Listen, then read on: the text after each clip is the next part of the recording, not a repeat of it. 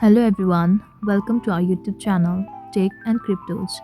Today in this video we are going to learn about how to log out your TikTok account. So let's get started. At first, let's get into the TikTok app. So here it is. Now we need to click on the profile icon in the bottom right corner. So let's click on it. Now you can see the three-line icon in the top right corner. So let's click on this icon. Now click on settings and privacy. Now we need to scroll down and we can see the logout option in the bottom. So let's click on it. Now click on logout here. So now your account is finally logged out.